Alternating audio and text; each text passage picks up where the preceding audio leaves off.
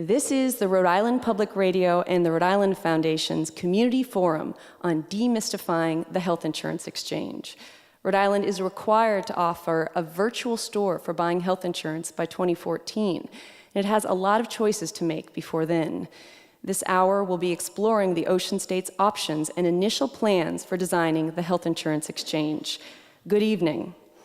Our panelists are Christopher Kohler, who became the state's first health insurance commissioner in 2005. He's charged with directing health insurers towards policies that improve the accessibility, affordability, and quality of Rhode Island's healthcare system. Kohler is also on the national committee devoted to recommending the basic standards for health plans offered on the health insurance exchanges across the country. Welcome, Christopher Kohler.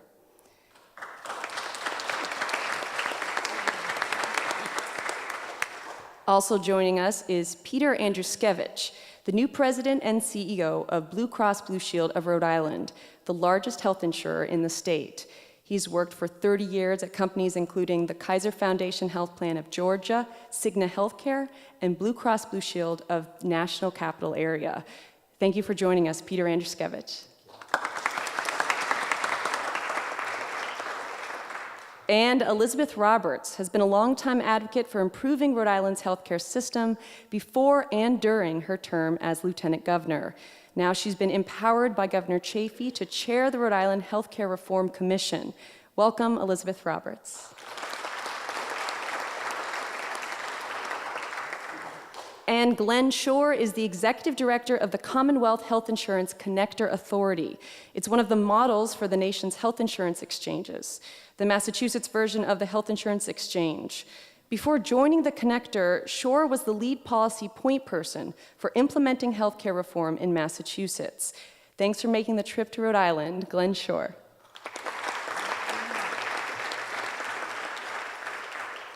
Welcome to everyone, and thank you for being here. We're going to begin by playing a story that explains what we're talking about when we talk about health insurance exchanges. My colleague Bradley Campbell and I decided to explain the concept with a trip to the grocery store. Take a listen. Hey Bradley, what are you doing here? Hey Megan, just picking up some stuff for breakfast. I'm out of cereal. Are you coming to our forum on the health insurance exchange? The health insurance exchange? No idea what you're talking about. Okay, I guess I should back up a little bit. Have you ever tried to buy your own health insurance? Once, but it was confusing and way too expensive. And can you keep a secret? Sure. Well, once when I was unemployed, I didn't have health insurance for like 8 months. That's not so big a secret. Most people don't buy health insurance on their own. And if they do, it's an expensive and confusing process. But what if you had some help? Well, what kind of help? Let's say you could walk into a store, just like this one, and easily compare a lot of different health plans. I guess that could be useful. What are you getting at? Remember the federal healthcare overhaul passed in 2010? Yeah? Well, it requires every state to make a store for buying health coverage. Really? Yeah, and guess what it's called? Oh, the Health Insurance Exchange. Cool, so I could just go somewhere and buy health insurance off the shelf? Like picking up this box of cereal here? Not quite. The store will mostly exist online, but otherwise it will make shopping for healthcare plans like shopping for anything else, like buying cereal. They're all going to be similar, like cereal, but they're going to all be different prices and have different features and different aspects that you'll want to be able to compare. Whoa, who was that? That was Jennifer Tolbert. She's an expert on healthcare reform from the Kaiser Family Foundation. And how did she get into the store? Don't worry about it. This is public radio. We can summon all sorts of voices. But anyway, Tolbert says that these stores will make comparing health insurance plans as easy as scanning the price and nutrition facts on a box of Frosted Flakes. You'll be able to compare everything from the monthly cost of your premium to which doctors and hospitals accept your health plan. And that's why Tolbert says it should be much easier for consumers to pick and choose the plan that's really going to meet their needs. Huh. That's great, but being able to compare my options doesn't really matter if I can't afford to buy anything. Look at this box of Raisin Bran. It's only $2.50, but health insurance is wicked expensive. Good point. I asked Jennifer Tolbert about that. So will there be any coupons for people shopping at this store? Well, if you think of federal subsidies to lower the cost of premiums as coupons, yes, there will be. So the federal government will help people pay for their health insurance? It depends on how much money you make, but a lot of people will qualify for these discounts. A family of 4 can make up to $89,000 a year and still get a coupon. Sounds good for low to middle income families. What about for a single guy like me? Let me look at the numbers. Okay, based on today's income levels, anyone who makes about $43,000 or less will qualify for a discount. Not bad. I'd qualify. So where can I find the store? Eventually, it will be a website online with some added features. Wait, what do you mean by added features? Well, you and I are just standing here buying cereal, but health insurance is a much more important purchase. So people might not be comfortable buying coverage online. Rhode Island has to offer other options. Here's Deb Faulkner to explain. She's in charge of helping the state create its health insurance exchange. Not everybody's going to go in the store. Some folks, you're going to have to bring the cereal to them. Some folks, they're going to go into the store and buy it. And some folks, they want you to come into the store with them and look at the options and help them pick the one that works for them. Deb says that means people should be able to visit this health insurance store online, over the phone, and in person, whatever works for their lifestyle. Oh, kind of like when you order groceries online and the store delivers everything to your house? Yeah, or like using a personal shopper. So Rhode Island isn't just lining health insurance plans up on a shelf. It's aggressively trying to get people to buy this coverage? Yeah, because the health insurance exchange isn't just about having a place to shop. It's about increasing the number of Rhode Islanders with insurance. But to make this exchange really work, to make it easy for Rhode Islanders to get health insurance, the state has a lot of decisions to make. Like what? How much time do you have? I'm getting hungry. Let's just buy some cereal and get out of here. Okay, but before you go, do you think you understand the health insurance exchange? Yeah, Rhode Island is opening a health insurance store. It's designed to make it easier to compare your options. And some people can even get discounts. The store will mostly be online, but people can also get help on the phone and in person. But there's a lot we still don't know about this store. Did you even tell me who's going to shop there? No, but we'll talk about that tomorrow, and even meet some of the potential customers. Sounds good. Should I bring my shopping cart? I don't think you'll need it. At the end of the piece, we mentioned all of these questions that Rhode Island has to answer about its store for health insurance. And one of the questions is really basic. What are we going to sell there? Deb Faulkner explains the kind of question that we're asking ourselves, using the same cereal analogy. Do we want the cereal to be the cheapest and therefore they get the best value because it's the lowest cost cereal you can get in the market? Do they want it to be the easiest to buy? Do they want 20 products or 10 or 5? All of those choices, all of those have trade-offs. Lieutenant Governor Roberts, what do you think Rhode Island should do?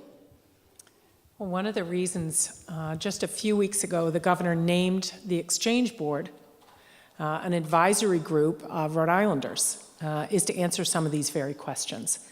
And here in Rhode Island, we focus the membership on that board on small business and consumer advocates who could really be proxies for the people who, in the segment you didn't hear tonight, will be using this exchange. So how do we make it a place that small businesses see a value add to purchasing their insurance? How do we make it usable for people, understandable to people, and really something that works, that people adopt and use either because they need to purchase through the exchange to access their subsidy from the federal government, or perhaps there's someone who is looking for information about health insurance. And right now, as you and Bradley commented, that's sort of opaque to a lot of people.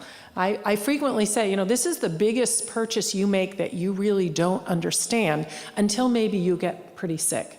And for most of us, I know for my family, that's an $18,000 a year expenditure. And it doesn't all come directly out of my pocket, although about $5,000 of it does. So we really said, we want a group of Rhode Islanders who will be comparable to the people purchasing, making these decisions. They're not made for us in Washington, which I think a lot of people think. These are decisions we will make here in Rhode Island about what's on those shelves. We can extend this metaphor forever, I think. And how we market it to them, and make those decisions on behalf of Rhode Islanders to suit their needs. So what are you leaning towards, though, Lieutenant Governor? Do you think we should sell every possible type of health insurance, or should we limit it? So I'm leaning towards something that works for people. And I think too much choice almost becomes paralyzing and is almost no choice at all. It needs to be understandable. It needs to be choices that aren't full of jargon and difficult to understand. And it needs to be easy to compare. And I really think about how quickly we've adopted this type of purchasing for a lot of complicated things. Travel is the one that we use so often, but it used to be, if you actually wanted to go on a complicated trip, you went to somebody and said, you figure this out for me, because I don't have a way to figure this out. Now, health insurance is a much more important decision, but I think we need to have some standards so people know what they're getting. It needs to be understandable and enough choice, but not too much choice. Health Insurance Commissioner Chris Kohler, you think about insurance packages a lot. What kind of standards would you put in place if you were to sort of say what sort of, ingredients should go into this cereal that is health insurance? Well, I think Lieutenant Governor Roberts is absolutely right to start with the governance, the oversight of the process. I think as Glenn Shore will talk about, one of the first things that Massachusetts put in place was the board and talked about the governance. And I think that kind of robust oversight that's representative is really important to make these decisions going forward, because there are going to be adaptations. And one of the most specific adaptations that they have made in Massachusetts over time is they have actually refined the kinds of products that they have offered. They've actually reduced over time based on feedback from consumers who said, we want a range of choices, we don't need everything. And that's consistent with actually what seniors face right now with their Medicare Advantage and their Medicare supplemental choices. Over time, we've limited them. I think the kinds of standards that the board might consider, one, they have to look at what's been defined by the Affordable Care Act, which actually sets out some pretty strict limits around cost sharing at the maximum level. So there already are, if you will, boundaries that the Affordable Care Act exists. Within that, it also dictates certain levels of benefits. We call them the precious metals, the bronze, gold, and silver, that talk about, really get to how much cost sharing. And so the consumer will want to take on for themselves.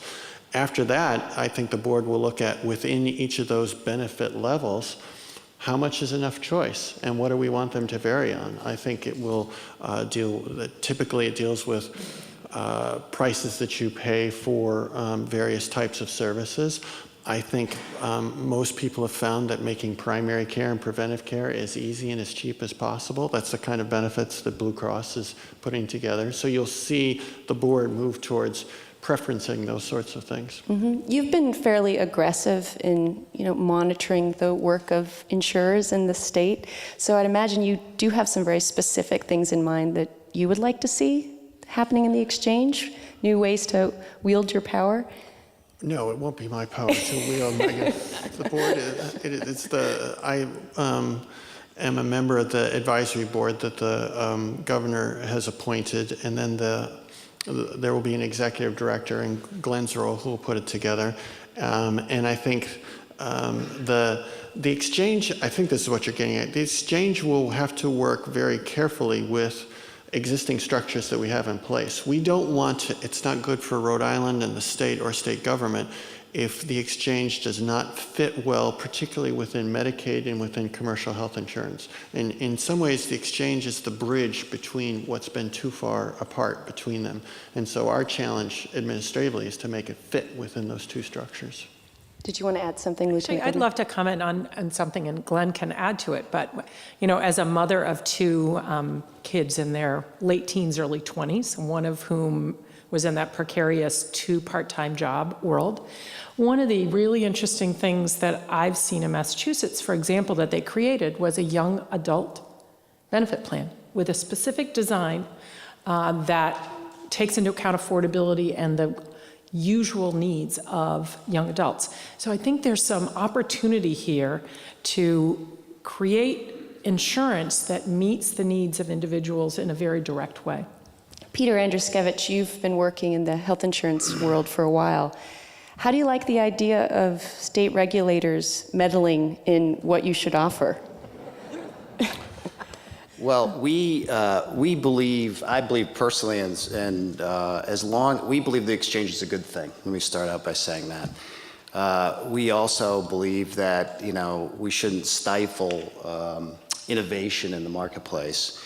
And, to extend the metaphor one more time, by the way, it's completely sensory overload for me when I go to the cereal aisle. There's so many, right? But the point of that is there's smart people in these brands who are segmenting the marketplace and deciding, some people like the sweet and sugary stuff, and some people like the whole grain. Similarly, and I think that's what the commissioner and the governor are saying as well. There's still going to be needs that need to be met, quite a wide variety of needs. Cost is the single biggest challenge our customers have. They keep telling us that.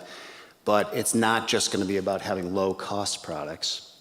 Actually, in some places, I think in Massachusetts also, I can't wait to hear Glenn talk about his experience there, but I'm told in certain segments, for instance, young people whose parents largely are still buying coverage for them, they tend to buy higher levels of benefit coverage, more expensive plans. So there's still going to be a market for a wide variety of plan designs to meet a wide variety of consumer needs. Do you think that there should be limits, though? It sounds like you're saying that there should be a limit to choice, or do you think that anyone should offer anything as long as it reaches a certain, base level requirement? I have no problem with limits, and especially given the fact that I've been in the health insurance business for 30 years, thank you for reminding me. And since I started in 1982, we've been saying, if only people were better healthcare consumers. I think we collectively, insurers, employers, brokers, government, physicians, the care delivery system, has created a system that's so complex that consumers have very little chance of understanding it. So I believe simplification and this, gold, silver, bronze kind of approach with guardrails around limits for plan design I think it's a good thing because it'll demystify and simplify the system for consumers. So it sounds like the challenge is to try to create enough choices that people feel like they have options, but not so many that they're overwhelmed. I think that's a great way to say it. Glenn Shore, you're actually doing this work right now. So what choices did Massachusetts make about the kinds of limits it put on the health insurance plans that were available on the connector? First of all, I would say my colleagues have all hit the nail on the head. This is the ultimate of balancing acts, balancing on the one hand, ensuring that people and small businesses that shop through a health insurance exchange have ample choices, but on the other hand, and that choice is a vehicle, and recognizing that choice is a vehicle for innovation, and on the other hand, not letting there be total unfettered choice, which is a recipe for confusion, complexity, and a frustrated shopper. We have learned as we went through the process in Massachusetts. We started with a shelf at the Health Connector that had nearly 30 health insurance plan designs. We started by saying that health insurers should have plans on a gold tier, a silver tier, and a bronze tier, but we didn't really define the tiers very well. So you had a considerable proliferation of plans, and based on feedback from customers, we heard the message, this is the confusion and complexity that we were trying to escape. Can you make this clearer for us so we can compare our options on an apples-to-apples basis? We have shrunk the number of plans. We now have 6 plans for adults, 4 for young adults. And the plans on each tier, we have standardized them, which means that we've set up the benefit design so that when people compare a Blue Cross plan to a Tufts Gold plan, a Blue Cross Gold plan to a Tufts Gold plan to a Harvard Pilgrim Gold plan, they are essentially staring at the same plan. So they know if there are differences in premiums, it's not that one has a hidden copay that the other doesn't. It may relate to networks. It may relate to the very success of the health plan in contracting with providers. And the feedback we've got from customers is that this puts them in the driver's seat a lot more than the way it used to be initially on our shelf and in the larger market as well, where they felt frustrated by complexity. Would you say that 6 is the magic number for the state? Should we aim for having 6 different health plan options in Rhode Island? You know, I'm not going to say it's the magic number for Massachusetts, and certainly not going to say it's the magic number for Rhode Island. My colleagues know Rhode Island better, and my advice would be learn from the Massachusetts experience, but that doesn't necessarily mean you need to copy it. Each market has unique needs. Most importantly, you want to look at your small businesses and your individuals who are going to use the health insurance exchange. In each state, they might have different profiles. Each states have different numbers of health insurers, and you need to configure an exchange that is most responsive to the needs of your individual state. We in Massachusetts will look at our shelf of 6 6 benefit designs for adults, and we will reevaluate that issue for purposes of compliance with national health reform. You know, Massachusetts, we're not steady state. We're always on the move in the Health Connector. We operate in a rapidly changing healthcare environment, and all the questions that I think the people of Rhode Island will be asking themselves about how do we make a health insurance exchange really work for us, we're asking those same questions in Massachusetts right now in 2011 and comparing the answers we got in 2006, and we'll make changes as needed to make this continue to work for our people. Chris Kohler, you wanted to add something. I would encourage listeners and viewers and people in the audience to go to the website. Glenn's being modest, but go to mahealthconnector.org and see how these changes, these options are set up and what your choices are. You can be an informed shopper. They do not ask for your credit card number at the end of it, and you can see the kinds of differences. And there's a price that's attached. My goodness, we can actually see the full price for health insurance. And the first thing that hits people is, wow, it's expensive. And then they look at what drives those differences in those prices. It's an enormously powerful educational tool. It's great work that they're doing. Lieutenant Governor Roberts. The other thing I think is important, and I give Massachusetts a lot of credit, and it's a way we are copying them, is that this process plays out in public. So people can watch and participate in it. So the Connector Board is a public board that meets in public. And, you know, it used to be kind of the regulation of health insurance went on in rooms that most of us were never in. The board here will be a public board as well, and you can, you know, find the meetings, go to the meetings. It's all out there for people to listen to and participate in. And I think that when you talk about being able to change and adapt, having that public process really helps. Glenn Shore, we kind of mentioned a few times this idea of these metals, gold, silver, platinum. Will you explain for the audience what you mean by that? What is on the shelf at the Connector? So in a nutshell, we have health insurance plans that are grouped according to gold, silver, and bronze. And in a nutshell, there's a trade-off as you move among those tiers. A gold plan is going to cost more. It's going to have a higher premium. But in return, when you go to the doctor or where you go to the hospital, the amount you'll have to pay as an enrollee out of pocket is much lower, in some cases zero. On the other hand, on the other end of the spectrum is a bronze plan.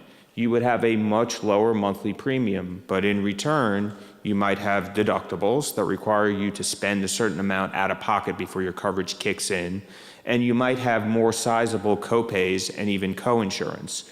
This gives people a range of options based on their preferences, and they make choices based on in part, their anticipated medical needs in a given year. You know, somebody who wants to have the financial benefit of health insurance but doesn't expect to use much care in a year might gravitate towards a bronze plan. Someone who might use a lot of care in a year might gravitate towards a gold plan. And that is also going to be an option in Rhode Island. All the exchanges across the country are going to have these precious metals. Is that right, Health Insurance Commissioner Kohler? Yes, that's right. Those are parts of the guardrails, as Peter calls them, that have been guidance given to the exchanges from the feds. All right, we're going to take a quick break, and then we're going to come back and talk a little more about the health insurance exchange.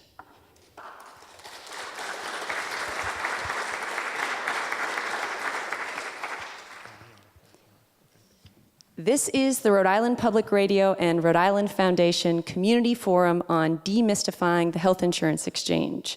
Rhode Island is required to offer a virtual store for buying health insurance by 2014. and it still has a lot of choices to make before then. This hour, we're exploring the Ocean State's options and initial plans for designing the health insurance exchange. Our panelists are Christopher Kohler, Rhode Island's Health Insurance Commissioner, Peter Andruszkiewicz, the President and CEO of Blue Cross Blue Shield of Rhode Island, Elizabeth Roberts, Rhode Island's Lieutenant Governor, and Glenn Shore, the Executive Director of the Commonwealth Health Insurance Connector Authority. Thanks again for joining me today. So the first portion of our discussion was about what should be on this shelf at the Health Insurance Exchange. The next topic I want to touch on is the issue of small businesses. This store for buying health insurance isn't just for individuals who don't receive insurance through their employers, it's also for businesses with 100 employees or less, or in some cases, 50 employees or less. And Rhode Island hasn't figured out what its threshold is yet. Let's play a clip from Susan Greenhalgh. She is actually the business administrator for Rhode Island Public Radio, which qualifies as a small business. And this is what she thinks about when she thinks about buying health insurance for us. We're making decisions for a group of people, and you just hope you do the best that you can do. Right now, we offer 2 different plans, one with a higher deductible and one with a lower deductible. That's the choice you get right now, and that's not much of a choice. So Glenn Shore, Massachusetts has already grappled with this question of how to make the exchange attractive to small businesses. What have you learned about how to appeal to people like Susan who are wanting to give their employees more choice? There are a couple of different issues that are important to small businesses in shopping for health insurance. Employee choice is an issue. We had a pilot program that was very innovative and that aimed to give employees the choice to stick with a plan selected for them by their employer, or if they wanted different coverage, either buy up or buy down based on the cost of that coverage. We are going to have to refine that pilot program. We learned a lot from it. One thing that we learned is that employee choice is a very new phenomenon, and we have to do a lot of work with employers and employees to ensure that if they go that road, they understand it, and that employers know how to structure it and employees know how to use it to their best effect. So what happened? Did people just get confused about their choices? Well, frankly, a lot of the employers and employees that participated in it had a very good experience with the program. And again, it was a pilot program, so it was structured to be small to start so that we could learn from it, particularly because we're required to implement an employee choice model for national reform. But we did find that, it was new. Employers' bills looked different than they were accustomed to when they would select one health plan for all their employees and there was no employee choice. They began to see things about how much one employee would cost relative to another employee when it used to be all blended together. So apart from designing a good model for employee choice, a really essential part of it is the education of the employer and the employee to understand how it's going to work, its potential benefits for them, so that they navigate it well and they're not surprised by how it plays out. We have had employers also shop through us with a traditional sole source model where they select one health plan for their employees. And one thing they've really liked about the Health Connector shopping experience is exactly what my colleagues talked about, the power of transparency, making their options more apparent. Chris Kohler, you work with businesses that are making these tough decisions all the time. What do you think they need to make the health insurance exchange work for them? I think the job of buying health insurance in a small business is incredibly difficult. You have to, it's not your full-time job. You have to rely on and need to find a broker who can represent you well and understand your interests. That selection of a broker is very important because they are going to be laying out a range of options. But as your clip alluded to, you're buying for people with very different needs. So the needs of an older person in a small group are going to be different from the needs of a pregnant woman, they're going to be different from the needs of a young employee. And yet, as a small business, you're supposed to buy to meet all of those needs. And so I think Massachusetts has been experimenting with it, but we have to see if the exchange can find a way to meet the needs of individual employees as well as the employers as a whole. I think that's the real opportunity for the exchange, is to somehow come up with offerings and a way of purchasing that allows employees to purchase what they need through their employer rather than have a one-size-fits-all approach, which is what we're putting small business employees into now. Lieutenant Governor, do you have an idea about how that might work? Actually, I'll say it maybe a little differently. This is probably my biggest concern about the exchange, is how do we make this a place that employers want to come to shop for health insurance. And I think Massachusetts, in working through some of these pilots, is trying to solve this problem as well. And I want to make sure that we don't focus so much on the individual purchaser that we lose track of how to reach out and meet the needs of small businesses. You know, as somebody who talks to business people a lot in my job, and when we talk small businesses, these are people who right now in this economy are doing everything possible to keep their doors open. And the concept of spending a lot of time figuring out health insurance is not, that's not what we should have them doing. So we need to have a system that works for them, that's a value add for them.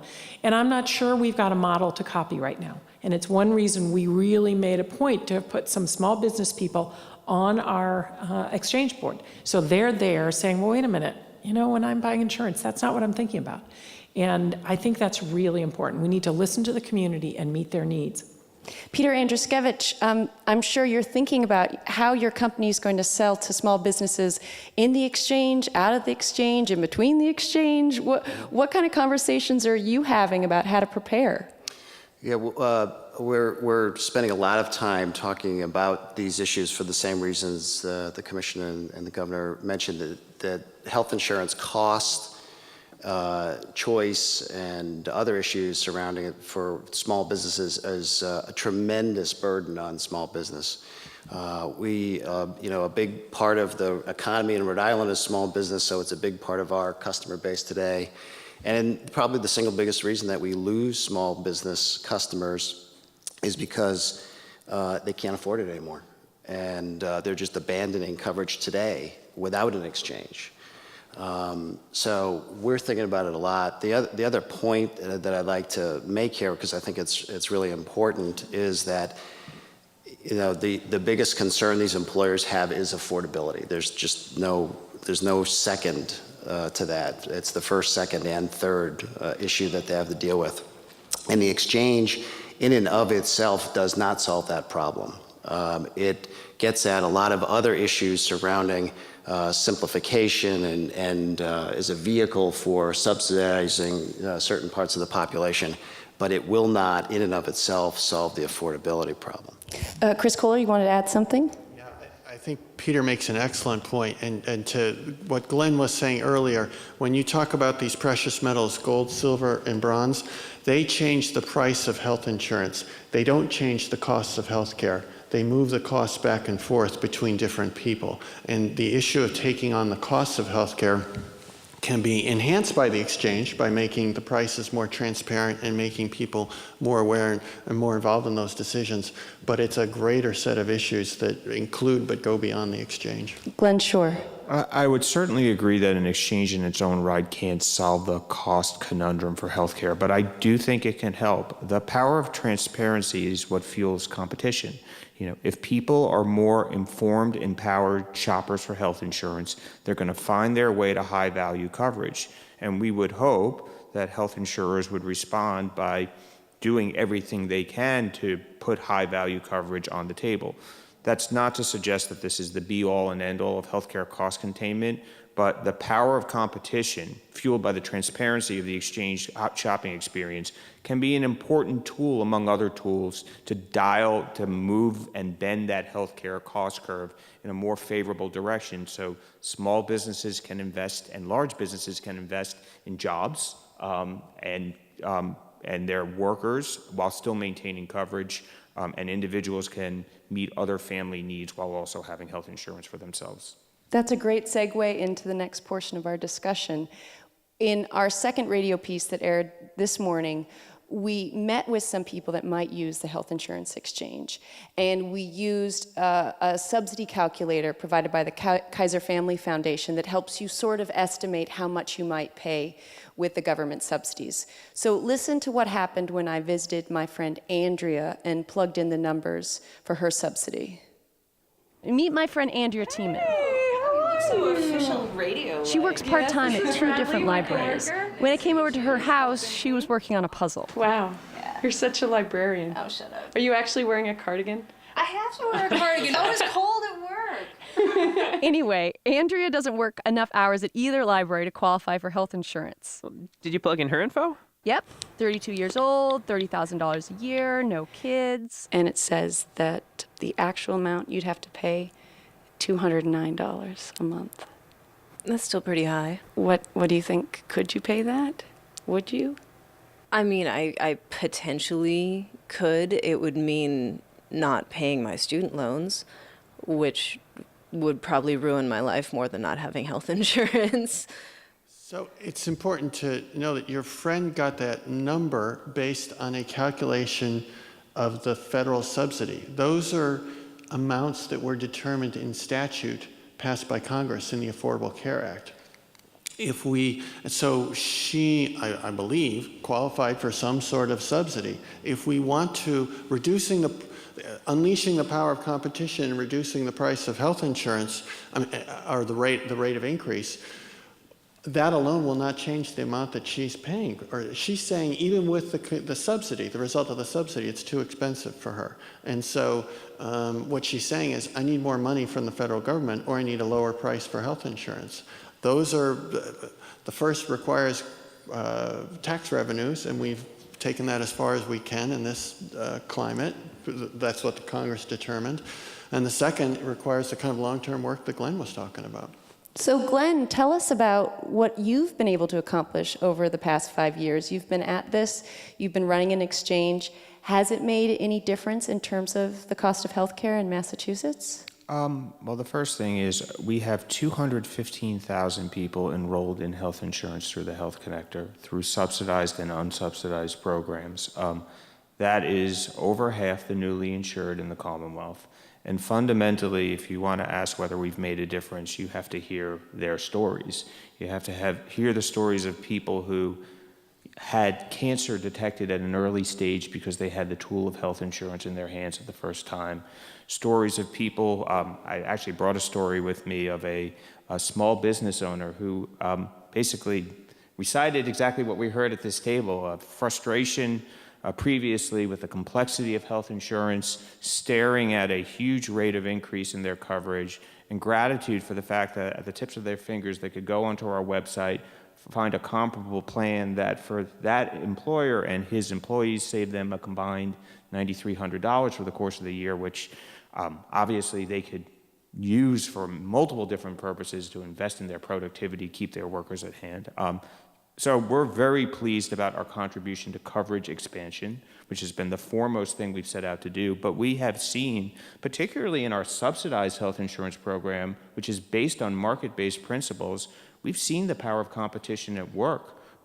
We've seen the ability of new health, because we built a health insurance exchange with rules where people can where health insurers can see that if they offer high-value products, people will sign up for them.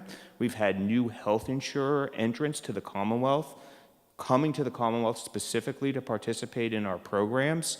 We've seen a proliferation of narrower network plans through our subsidized program, where there's been experimentation with, within bounds, offering a slightly narrower network of providers so as to provide health insurance at a lower price point. We've had a lot of people sign up for that. We're learning from that experience. But Massachusetts still has one of the highest rates for health insurance costs in the country, right? And that is true, and it's not attributable to our health reforms that pre-existed our health reforms. And what our health reforms have done is set the stage for the next stage in the conversation in Massachusetts, because we're so vested in everybody having access to the care that they need. It's really advanced the discussion on cost containment, and I think we're on the cusp of something special on that front too, particularly in the area of payment reform.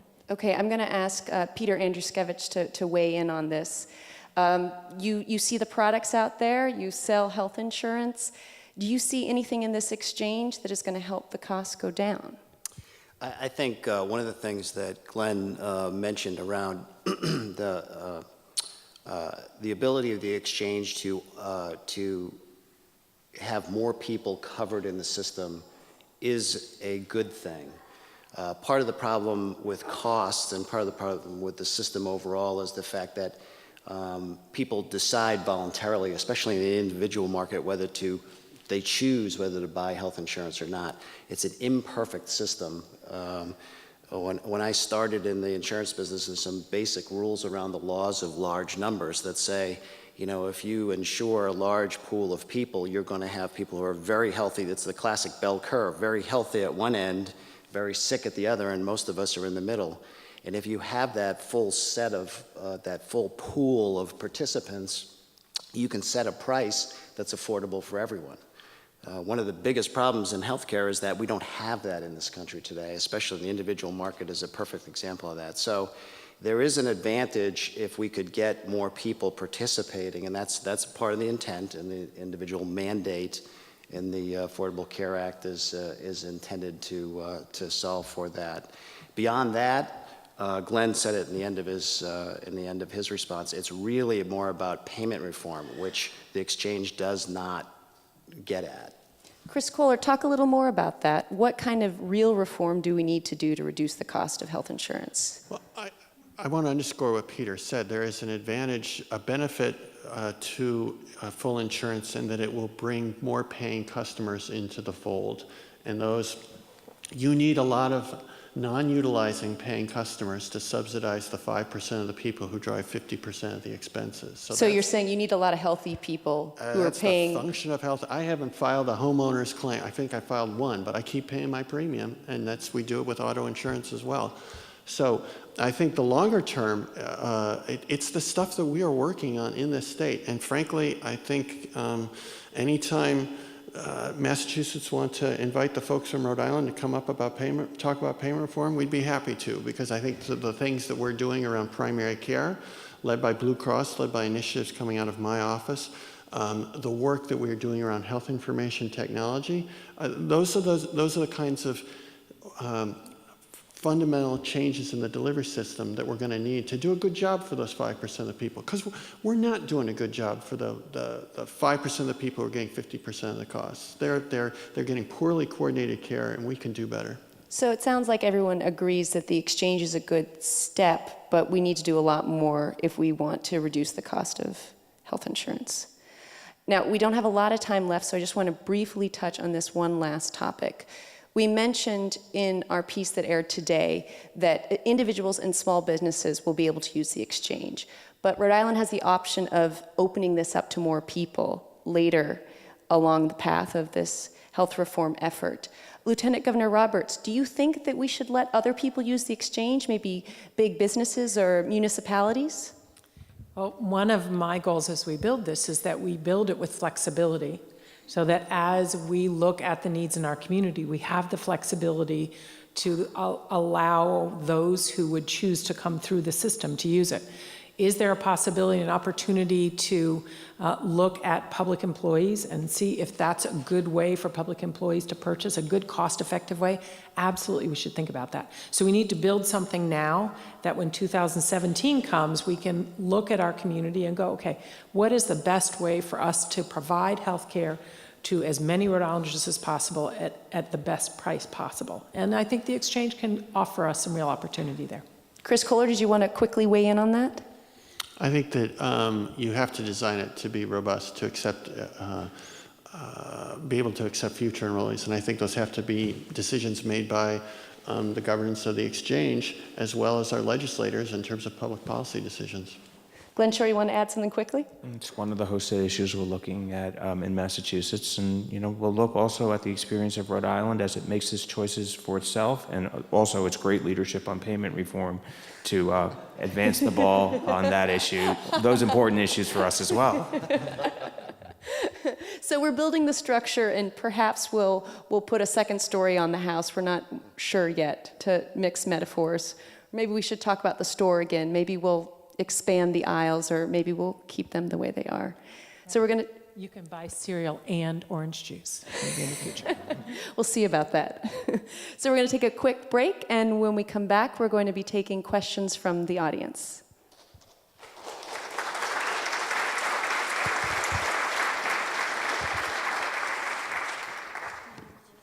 Yeah, so now is the portion of the panel where we're going to have people asking questions. So before we go back to the recorded portion, if people could line up in front of the microphone over here with their questions, please don't be shy. We're depending on you to ask questions.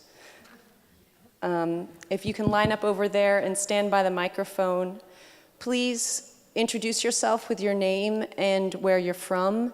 And also remember, these are questions, not monologues. So please have a point at the end of your question.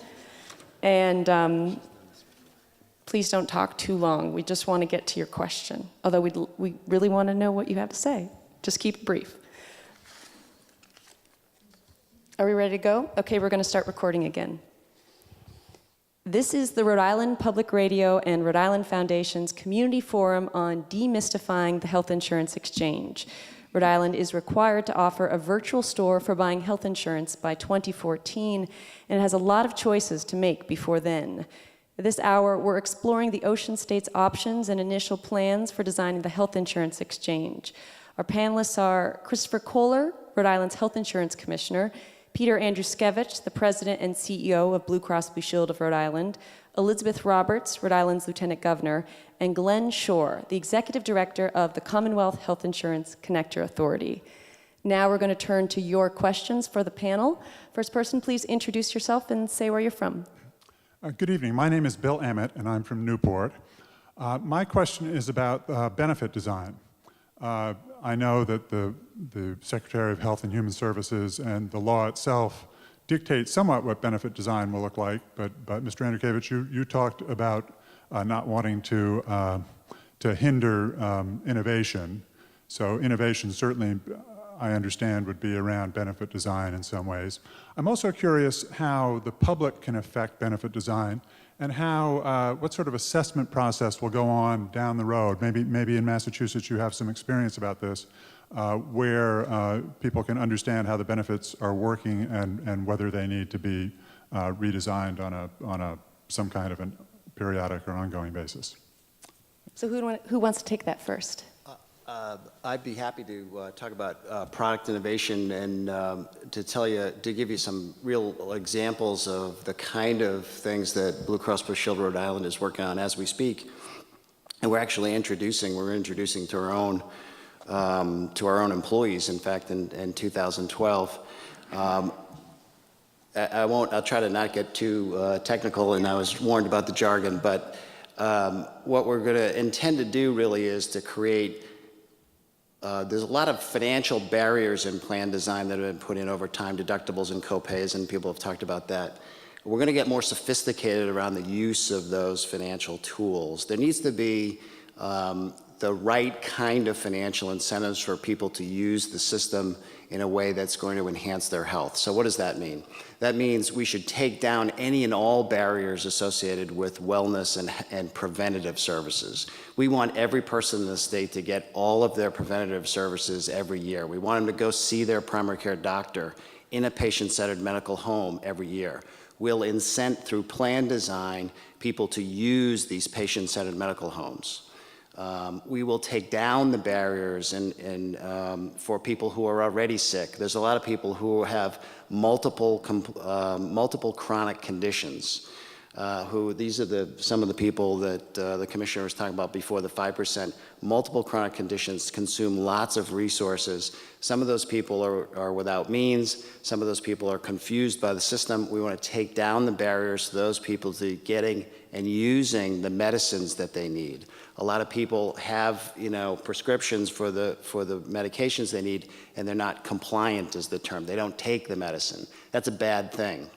There's programs that we set up and the physicians set up to help manage chronic diseases like diabetes and so forth, to get people as well to live with their condition as well as they can or to get them better. So you take down the financial barriers for those kind of things. Those are the kind of innovative things that we're working on in plan design.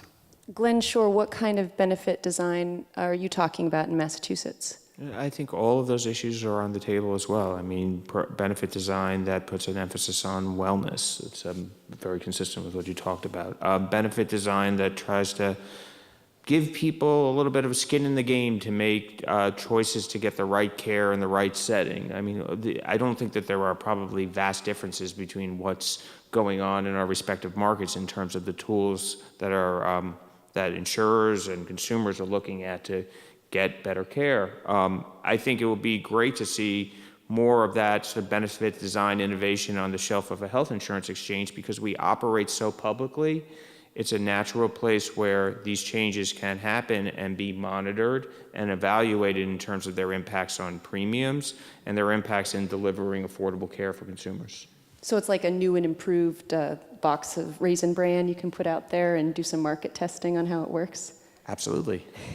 Chris Kohler, you're working at the national level to talk about, here's a buzzword, the essential benefits package, what the sort of baseline requirement should be for health insurance plans offered at the exchanges. What kind of discussions are you having on that level about what these packages should look like? So we would draw a distinction between the benefits that are covered and the benefit design. The benefits that are covered are a list of services that are included in your insurance contract. The benefit design are the kinds of things that Peter and Glenn are talking about, which is cost-sharing incentives to use different things. I think you're likely to see some reasonably specific guidance from the federal government around benefits and covered benefits. And then Rhode Island, not just in the exchange, but every state is going to have to decide what to do with their mandated benefits that may not be on that list. We have 42 state mandates ranging from infertility treatment to mental health to wigs for cancer, people in cancer treatment. We're going to have to make some decisions collectively around whether those are included in the basic benefit. And there's some financial decisions or financial impacts of that. That's as far as the national guidance goes. And then it's going to be up to the exchange and exactly the process that Glenn is describing to sort of put some parameters around it and to find a balance between the innovation that Peter's talking about and allowing for some comparability. How do we communicate the kind of innovation that Blue Cross is talking about, but allow for good shopping when one of Peter's competitors comes up with a different set of product innovations? Because we want we want people to be able to make that comparison. Lieutenant Governor, how do we encourage innovation but also make it easier to compare across plans? Well, actually, I want to go back to something from before that Bill asked about, which is how does the public get engaged? Because I think it's really important that many of the issues we're talking about here in terms of covered benefits are actually state law. And there will be a very public process that isn't through the exchange as much as it's through the legislature about how we're going to match up what we're doing in the exchange with current law and with federal funding and the federal law. So that's going to be a very public process. The exchange board will probably make some recommendations, but that will be a legislative discussion that people can be very active in. Let's go on to the next question. Please introduce yourself and tell us where you're from. Yes, my name is John Leho, and I'm from South County. And I'll read my question. Will there be any competition for the individual family health insurance plans that would include some type of a public option? You're probably somewhat familiar that, that was discarded in the national debate, and we're looking at, I don't know what Rhode Island could set up, but along those same lines, I believe Vermont is trying a single-payer system, which I'm just wondering if there's any thought given to that, and if so, or if not, why not? Christopher Kohler, you're the health insurance commissioner. So there are some additional national options that we will be required to offer on the exchange. We don't know the details of those. The feds are coming out with them. That is not what people traditionally think of as the public option. The public option was, as it was described, was something where the federal government would have much greater control over the benefit design and the payment rates, something more akin to Medicare. That option failed nationally, short of a state-specific movement to combine Medicaid monies, these federal monies, and do what Vermont is talking about. That's the kind of initiative that the state would have to take. It would have to be legislatively led. Vermont's has gotten fairly high profile. My boss has not come out in favor of it at this point. There is some discussion within the legislature, and there may be some kind of proposal that comes from there. Let's take the next question so we can move along. Please introduce yourself and say where you're from. My name is Jeremy Stowe. I'm from North Kingstown. I think insurance in general is one of the most complicated products to try and purchase, whether it be health, auto, home, you name it. There's so many moving parts that go into any given policy that I'm curious what the role of advisors is. Chris, you brought up the idea of brokers for small businesses. I think it's a wonderful format for individuals to expand their options. But for businesses, there's so many roles that those advisors bring to the table, and even for individuals when purchasing something like homeowners. I'd love to go for the cheapest product on my home, but it's not always the right product based on the level of protection I need. And most people, when given the choice, will buy on price. So I'm curious where that broker or advisor role, what level that plays into on both the individual as well as the business level. Glenn Shore, will you explain how you handle that in Massachusetts? How do you help people make these decisions? I mean, when small businesses shop through the Health Connector, they can certainly shop with the assistance of a broker, and we'll pay commissions to the broker. They can also shop on their own. That's their choice, and we think that this should be a matter of the choice for an individual business as a shopper. You know, I think that, you know, brokers and health insurance exchanges can absolutely coexist.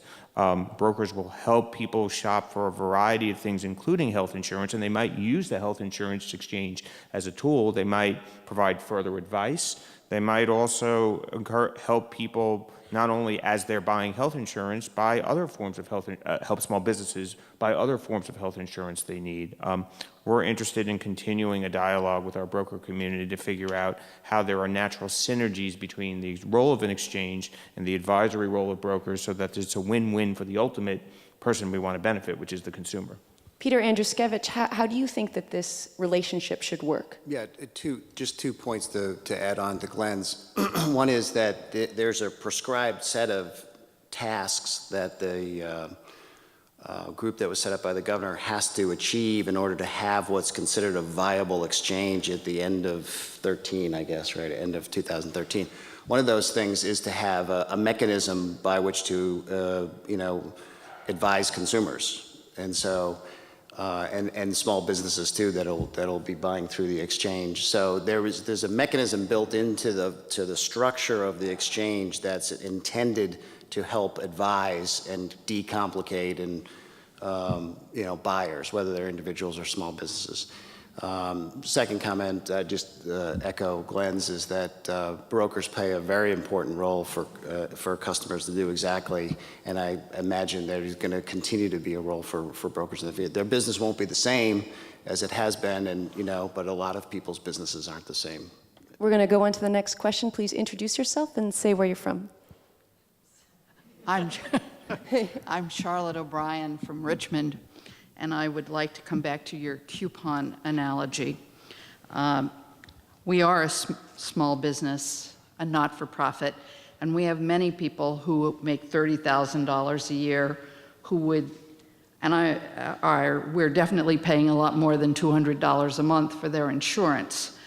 Are these coupons going to transfer to the small business owner, or do I terminate all my insurance policies, let them get their own, and then just reimburse it? How do we deal with that equity? Chris Kohler, will you explain how that might work? I'm going to give it a shot, and then I think Glenn has probably worked with this to a certain extent. The credits primarily follow, and then there's some people in the audience who might be able to help me. The credits primarily follow individuals, so individuals who do not have access to affordable insurance through their employers. So the credit will typically be awarded to an individual if they cannot afford the option that you have laid out to them. And then they would buy their health insurance through the exchange, but there would be a way for them to bring their employer contribution with it.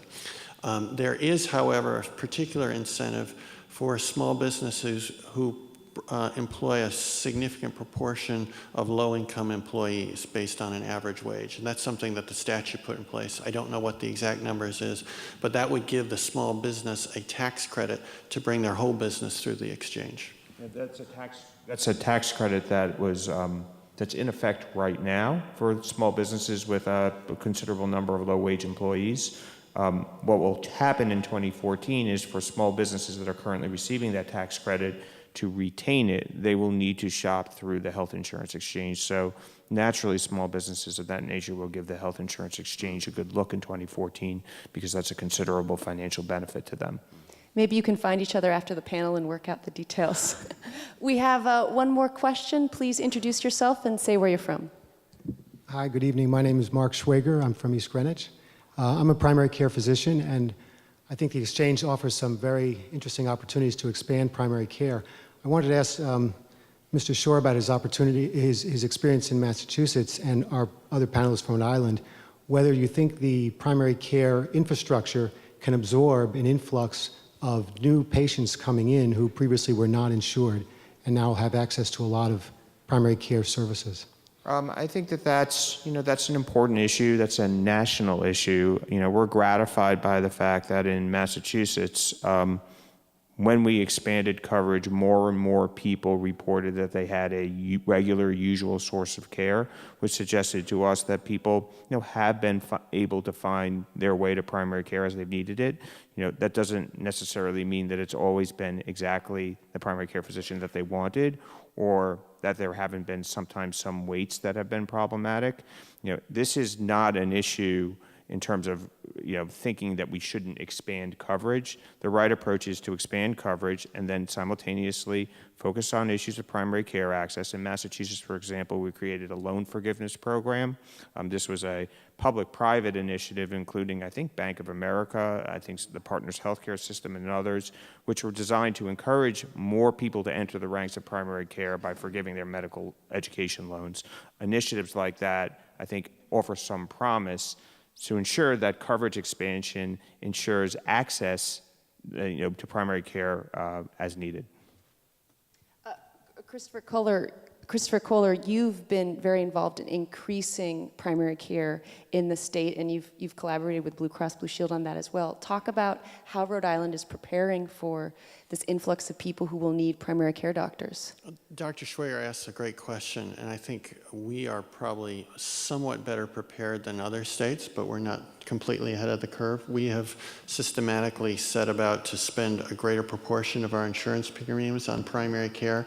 Blue Cross has been out there with patient-centered medical home programs to try to increase the capacity of the current primary care physicians to do it.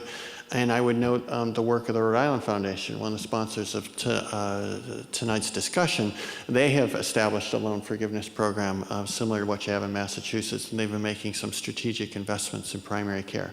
But I would also note what Peter said for brokers also holds true for physicians. The change is hard, and we can expect a different role for primary care physicians in a fully insured world. It may be that there is more work done through teams, through nurse practitioners, through nurse care managers, and the role of a primary care physician itself changes. I think that's part of how we're going to do a better job with that 5% that's getting 50% of our costs. We're going to have Lieutenant Governor Elizabeth Roberts and Peter Andruszkiewicz just quickly chime in on this issue. Well, and when Chris says we are doing a lot already, I think that's great. One of the places I'll say there's been a real focus, and the federal government's been our partners in health centers, who are large providers of primary care in our state, and there's been a major investment in expanding capacity, both physical plant capacity and personnel. So we're trying to be ready. We're not totally ready, but I think there's a real recognition of the challenge. And I just finish by saying, I think it's the best time to ever be a primary care doctor in Rhode Island. I think that those changes that have been made to prop up primary care already are terrific. I think there's a lot more we can do. I think that primary care doctors are going to be able to practice, the way they've always wanted to. I think it's going to be a place where primary care doctors want to come to practice.